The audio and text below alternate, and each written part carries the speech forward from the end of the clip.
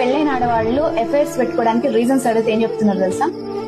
మా ఆయన నాకు టైం ఇస్తలేడు, పెళ్లికి ముందు మస్తు చూసుకుంటుండే మా ఆయన, ఇప్పుడు మాత్రం నేను పట్టించుకుంటలేడు. సో సిస్టర్, మీకు ఒక మాట చెప్తా, ఈ వీడియో ఆడవాళ్ళకి నచ్చకపోవచ్చు కానీ ఒకసారి చూడండి.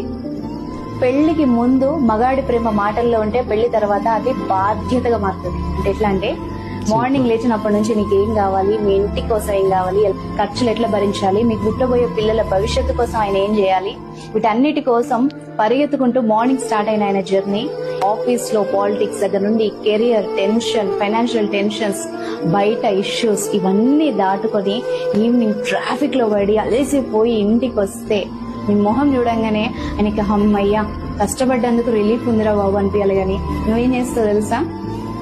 ఆయన ఏదో మాట్లాడదాం నీ దగ్గర వచ్చి కూర్చుంటే ఫస్ట్ నేను చెప్పే సోది ఏంటంటే, మా ఫ్రెండ్స్ అది కొనుక్కున్నారు, మా కజిన్స్ ఇల్లు కొనుక్కున్నారు, మా రిలేటివ్స్ అక్కడికి టూర్కి పోయినరు, వాళ్ళు ఇట్లున్నారు అట్లా ఎదురింటి పక్కింటి గోలంతా చెప్పేసరికి ఆయనకి ఉన్న మూడు కాస్త పోయి ఏముందిలే అని చెప్పేసి సైలెంట్ అయిపోతాడు. నువ్వు దాన్ని ఏమనుకుంటావు, నేను పట్టించుకుంటలేడు అనుకుంటావు. నిజమే, నాకు కూడా చాలా వస్తున్నాయి.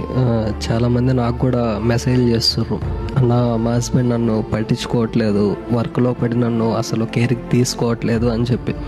మీరు కూడా అర్థం చేసుకోండి, ఆల్రెడీ మీ హస్బెండ్ జాబ్ చేసి వస్తాడు, చాలా స్ట్రెస్ ఉంటుంది, ఇటు మిమ్మల్ని చూసుకోవాలి. ఇంటికి వచ్చినప్పుడు అట్లీస్ట్ మీ ఫేస్లో కొంచెం హ్యాపీనెస్ చూస్తే చాలా హ్యాపీగా ఉంటాడు మీ హస్బెండ్. కొంచెం ఆలోచించండి. మా హస్బెండ్ నన్ను పట్టించుకోవట్లేదు అంటే అతనికి ఎన్ని ప్రాబ్లమ్స్ ఉంటాయి చెప్పండి మీరు.